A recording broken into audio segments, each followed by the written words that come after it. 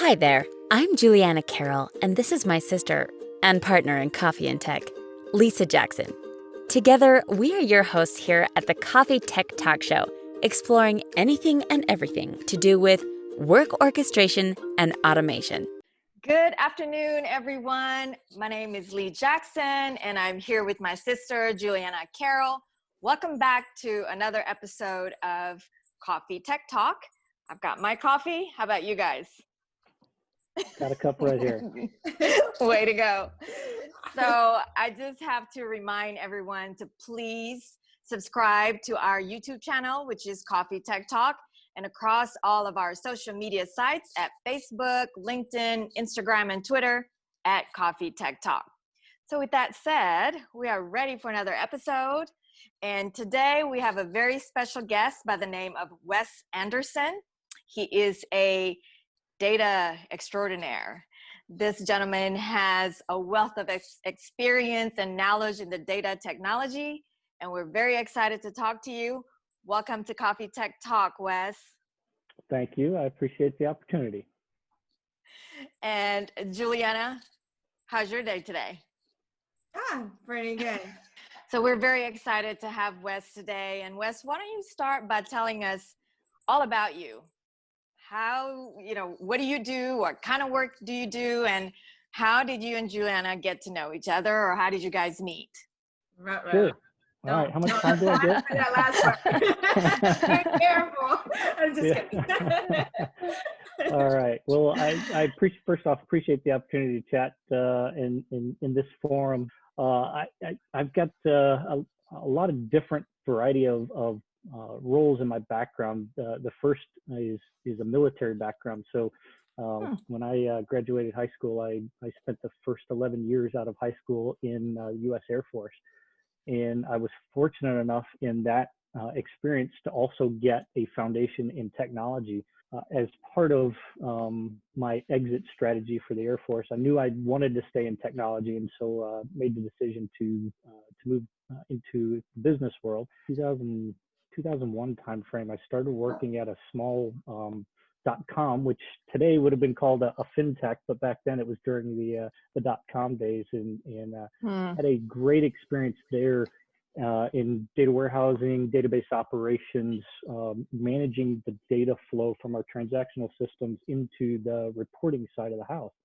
How could we run the business based off the data we collected from customers? So it was a fantastic experience. Enjoyed the heck out of it, and then I went from that small experience of 120 employees, something like that, into a company that was at the time about 280,000 employees, large financial services company. Small change. So yeah, just a minor cultural change. Really been focused on a couple of key areas: data integration and data management over the last 10, 12 years, focused on how do we build out services at an enterprise scale for a company the size of 280,000 employees. It's obviously been a huge growth over the last 15, 20 years. And the more data we get, the harder it is to manage. And so how do you build out those capabilities to do that in a way that makes it an easier task to find data, understand what it is, can you trust the data, and then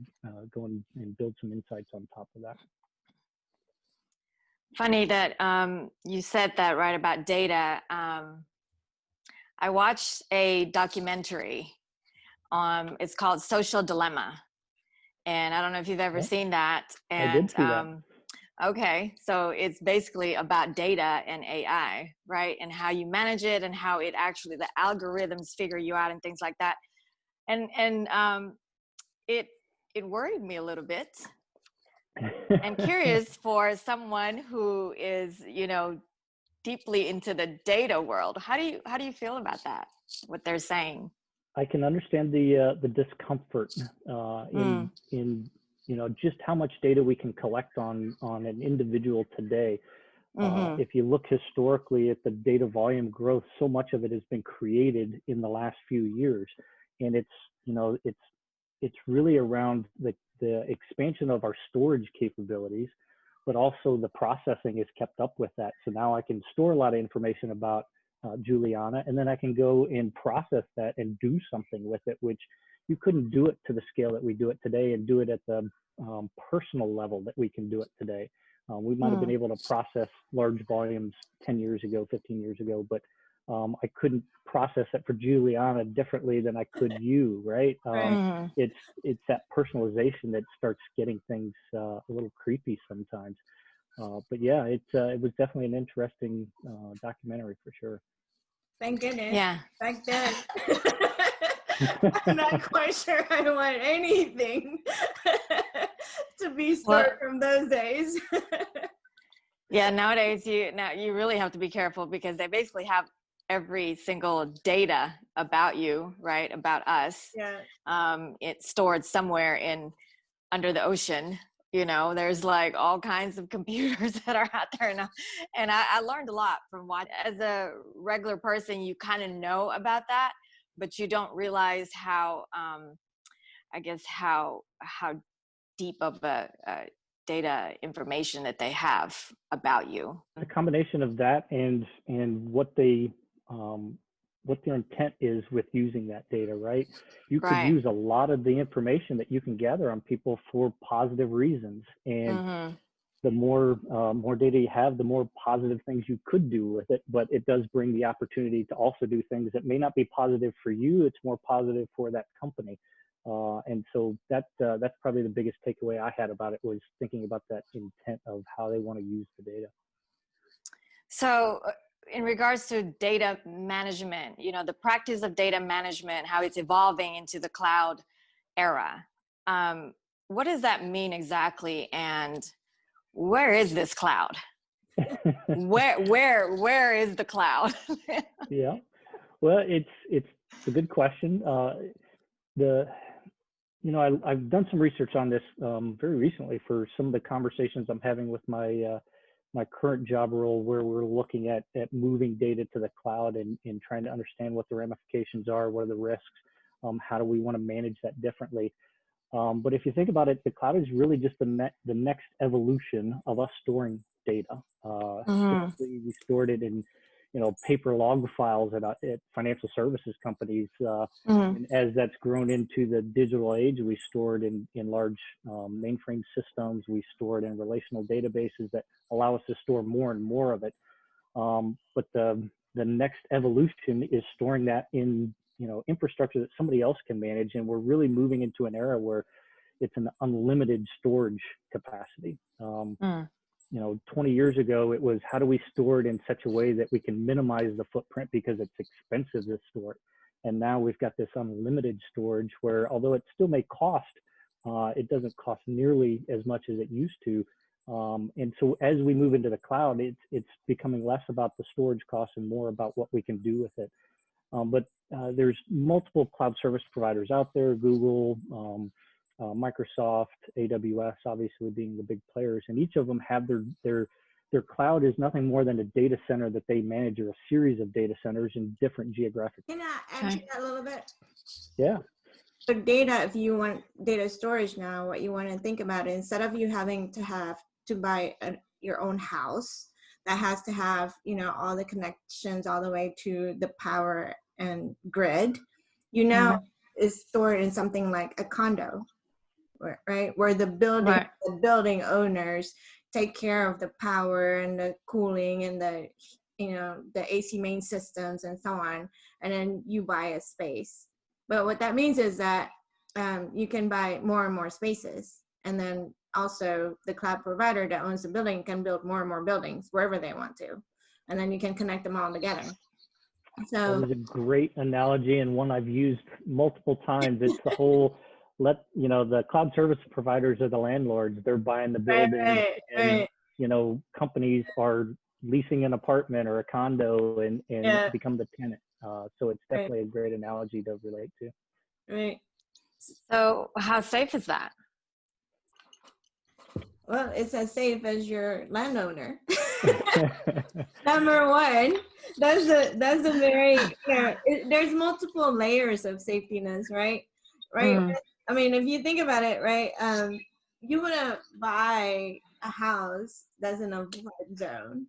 So then, yeah, you rent an apartment, and the ultimate accountability for that is your um, landowner. But then you still have to do your homework to make sure that that property that you're gonna, have a part of is not in a flood zone. And Yep. then, so they have their own Okay. security. So if you think about apartments, they have the main lobby and security. You still have to have your lock, and you still have to have your, in-home camera, however it is that however paranoid you are. Yeah, I agree. I think Okay. the cloud That service makes sense. providers, the cloud service providers can make it as secure as you want it to be, but you have to decide how secure do I want it to be. What security aspects do I need to manage versus what that cloud service provider manages. The equation has shifted over the last few years to make it way more comfortable for large financial services company to move in that direction. And we're at a point now where it definitely can be as secure, if not more secure, than an on-premise situation. And so I think you'll definitely see a lot more financial services companies moving in that cloud direction. And there's differing opinions, right? I mean, that's the whole concept of risk appetite and risk management is about. You asked how Wes and I met. We met like on walking towards a whiteboard. And it was really more brainstorming about what the art of the possible is with infrastructure and data movement and data storage, and so we just did a lot of brainstorming together. Well, that was very interesting, and thank you for explaining it that way. So since you've been in this business in your career, how has the world of data changed, would you say? Yeah, I think the key things about the change I highlighted a minute ago was that enabler of unlimited storage, the ability to store more and more data, but then also to be able to process more and more data and personalize it. I think if you look at when I started in the career, late 90s, early 2000s, was, everything was mainframe based. We were just starting to get into more pushing that workload out into server environments with Linux and Microsoft building out PCs and Windows Server. Started moving that out of mainframe. And so it distributed that workload, and cloud is just another evolution of that. But the change in the data space has been, it's no longer constrained by that footprint of the mainframe and the cost of what it takes to store it, because people are looking at this as, I can make money off of this information if I can just access it appropriately. I have the technologies to be able to access it, beat it up into an AI model or machine learning, and automate that usage of the data. And so we've seen tons of advancements on that consumption side, as well as on the storage and compute activities and infrastructure. So I think it's just been, constant evolution of those capabilities, and people thinking about how they can use it as opposed to it just being something that happens as part of the business. Okay. What do you think about the whole data monetization concept, right? So I said to someone the other day, if you value data as a source of revenue, or data is a big part of your revenue, you have to really start considering data items, right? Data components as an asset, as if you would manage a physical asset, right? I totally agree. It's you want to treat it like money, right? At financial services companies, what do we do with actual money? We try to protect that and make sure that we keep that for the customers and protect that. So when they ask for it, we can provide that through whatever channel they're asking for it. And we should be doing the same thing with data. We've got to protect it as an asset, but we also have to do things a little bit differently with it when we want to consider it that valuable. And I'll give you an example. How we capture that information is very important up front, because it can impact whether or not, how easy it is to use that data at a later date, right? We don't necessarily worry about that from a money perspective, but we have to think about it with data. And a great example is just when we collect address information, as an example. Well, if you don't think about it up front, you just put a bunch of fields on a website that say, hey, what's your address information? It's all free text. What's the problem with that? Well, that means I need to know how to spell and not make mistakes, right? So could I, instead of asking for free text fields, can I force drop down value lists so that I can prevent those mistakes when I store it, that make it easier to use that when I want to go and aggregate based off of state or aggregate based off of city. Everybody spelled it the same way. I don't have to worry about it coming up with weird variations in the spelling of a city. And so it's those types of impacts that we have to think about when we capture the data so that we can actually use it as an asset later on. Okay. So I kind of understand what data management is now. So tell us, like, what is your day-to-day like? What do you have to do to manage data? Yeah, so I try to simplify it a little bit with folks in the aspect of being able to say, how do I understand what data I have? How do I describe that data so that I know if I'm a consumer of that data, or I'm trying to go build an AI or machine learning model, I want to go get data. Well, what information do I need to capture about that so that I can explain to other people what that is? And so in data management speak, it's metadata, right? It's data about data, and we're describing those data assets. So part of my job in my current role is a program for how we describe our data assets. How do we collect that information, what it is, where it came from. So we talk about data lineage all the time. And that's nothing more than understanding where this particular piece of data came from, what systems it went through, what changes we would possibly made to that data. But it's all just being able to explain what that particular data is. And then so it's understanding the data, and then it's how do I trust the data? How do I know it's right? So that gets into the data quality aspects of it. So if I want to use a particular data set for financial reporting, well, how do I know it's right? How do I know it's accurate? Did I get everything that I needed to get? And did I measure the quality of that so that I know when I report this to a regulator, as an example, I know it's accurate. I can trust that information, or I can trust it to make decisions. And so part of my role is defining what our data quality requirements are when we capture data, when we store data, when we move data. And then probably the last part that we talk about a lot is making data easier to use.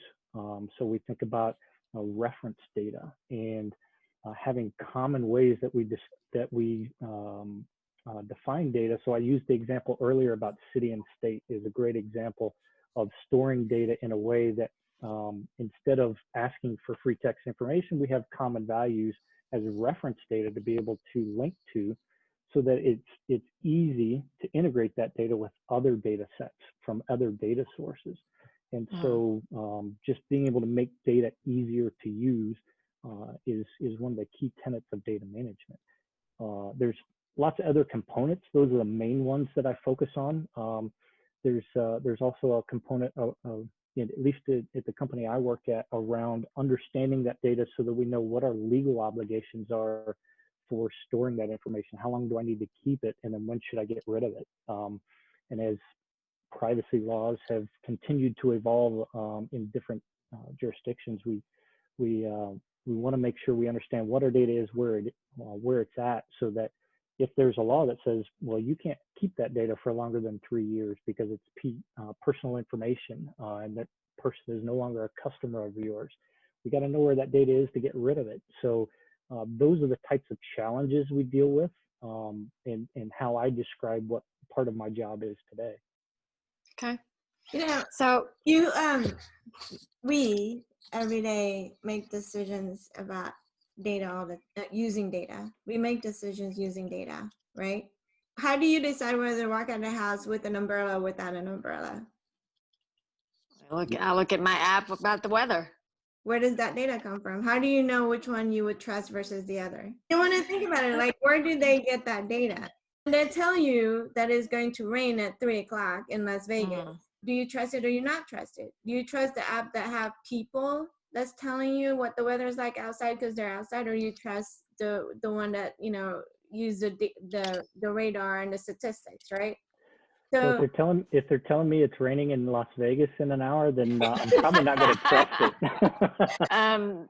That was a good analogy too. So yeah, I mean, we use data every day, right? All the time. yeah. And I guess, I mean, I got to go back to social dilemma, you know, in regards to data, how they populate your timeline, your news feed. I think that's where people like me are concerned or worried about, right? It's can you talk about a little bit more about that, you know, how data management affects the AI and machine learning? Yeah, one of the things we talk about a lot in this space is, you know, if you're going to create an AI model based off of data, first off, you know, what data are you going to feed into that model? So there's inputs into the model, right? Right. And you don't want to develop a model on bad data because you're going to get bad outputs likely. And so we talk about the data quality of the inputs into that, and how do we ensure we're making decisions in that model based off of good quality data? Well, you got to measure that data before you can say, yeah, this is good. So it's part of that AI model development aspect, is making sure we got good quality data on the front end. And then the other aspect we talk about a lot is transparency into what we're doing with the data, and being able to explain it to somebody. So if we're going to make I'll use an example. If we're going to make credit decisions based off of a model, well, we have to explain based off the inputs how that model is going to react to that. Because if we can't explain it, people are going to say, I don't think people being regulators are going to say, if you can't explain it, you probably shouldn't be using it. And so having transparency into the decisions that a model is going to make is very key, at least in financial services, but I'm sure it's elsewhere, to understand, you know, is the model going to make decisions based off factors that we're not comfortable with, such as, does it make race-based decisions, right? That's if you feed it in race demographics as part of the inputs, could it make decisions based on race that we wouldn't be comfortable with? So being able to explain, well, here's how it doesn't make those types of decisions because it's not coming in to the model to begin with. Or can we evaluate the decisions it makes against an independent data set to determine, is it skewing the decisions based off of race or gender or age or something like that, where you know, frankly, there's laws that prevent you from being able to do that, right? You want to be able to explain those decisions. So there's from a data management perspective, you have to understand what the data is that goes in. You have to understand if you have good quality data on the way in, and you have to be able to explain what are those decisions that the model's making, and essentially defend the decisions it's making, that it's not doing something that is against your ethics as a company. So you also mentioned that you work for a company of 200,000 to under 200 people. What are some of your challenges when, you know, in between the two companies, working for that big of a company and a much smaller, would you say? Yeah, so the obvious difference is speed or agility. When you're at a small company, you know, you don't have a lot of bureaucracy in the way of getting stuff done. And you have a lot more autonomy to go and build something, deploy it, and see how that works. To, you know, go back to, hey, how can we do things a little more simply to get stuff done in a timely manner? You lose that in a lot of cases with companies. And I think Juliana's probably seen this with some of the companies she's worked with over the years, how we're trying to take a large company but apply those lessons of agility that small companies flourish in. How do you, you know, develop code, test it, and deploy it in a very agile manner so that I could do, you know, those cycles in days versus months. Scale, being large, inherently adds complexity, right? Because you don't just appear large, right? You not day one you're nothing, and day two you're 280,000 people. It's usually, you know, company A bought company B, And then Company C was formed out of necessity, and then they went faster than the other, subsidiaries, and then now they have to report as a whole, and then nothing matches anymore, right? And routing between 100 people and probably 10 leaders, you can pick up the phone and call. Routing between 280,000 people. Now you add time zones and languages and and on and on and on. So simplification and I think is really key to It definitely is, and that model you just highlighted of large companies growing into that through acquisition just introduces so much more complexity.